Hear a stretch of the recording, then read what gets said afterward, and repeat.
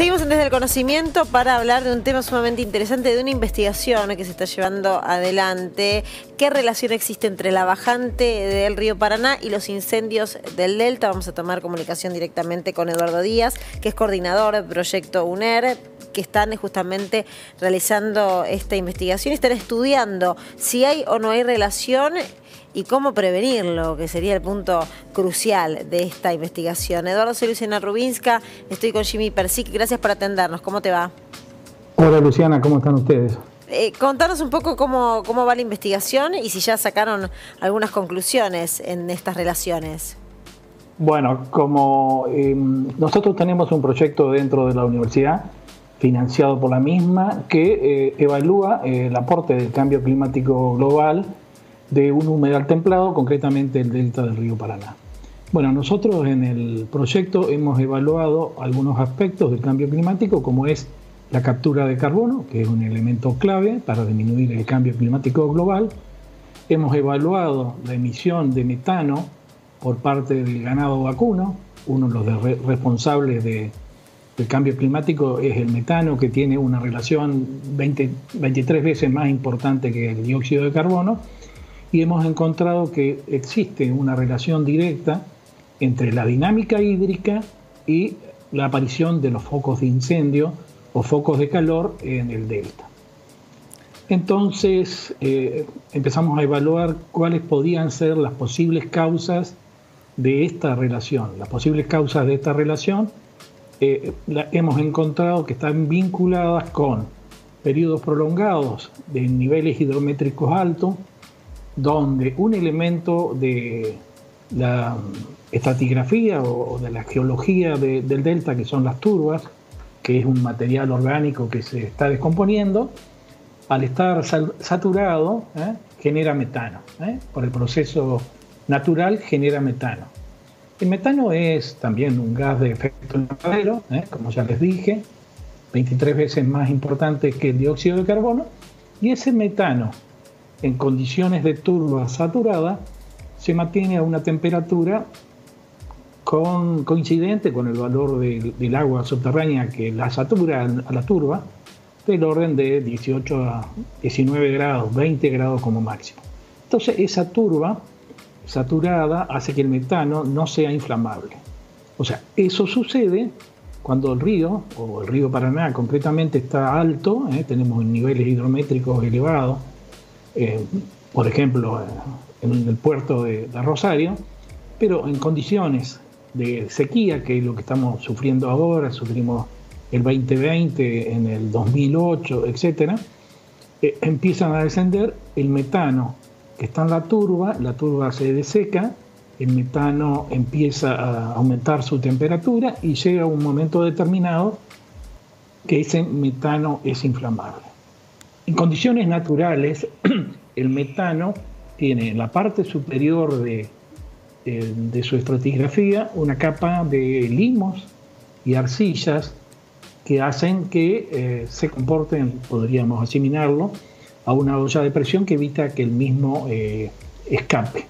Pero en condiciones de bajante pueden ser que en algunos sitios que estamos viendo que se repiten, esos focos de calor en periodos de incendios o de quemas de pastizales en el delta, encontramos que los mismos escapan a la superficie y también por una acción antrópica o por procesos naturales que se han manifestado también en otros ambientes, comienzan los incendios.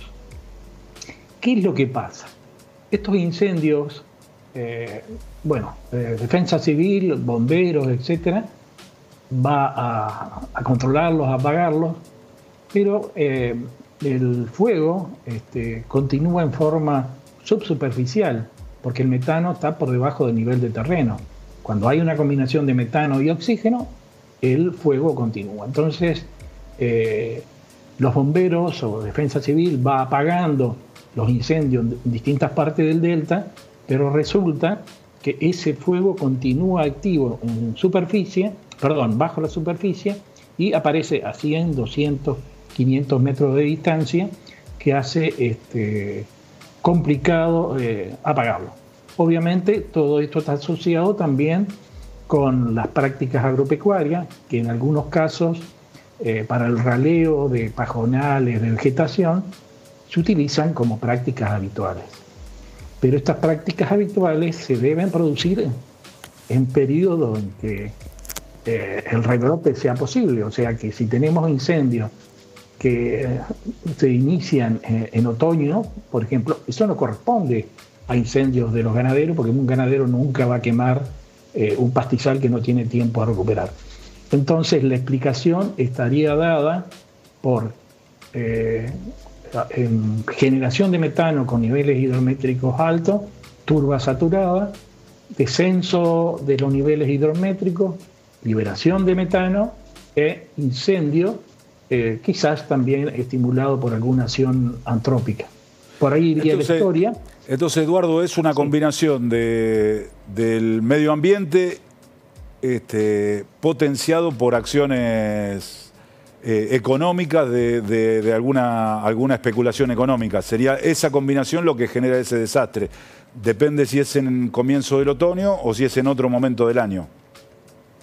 Sí, quería comentarte que esto, por ejemplo, la turba de Rusia, en Alaska, generan estos incendios, se producen hasta en áreas donde la turba es importante, en el delta es importante, y hay zonas en que el fuego permanece semanas, meses y hasta años encendido.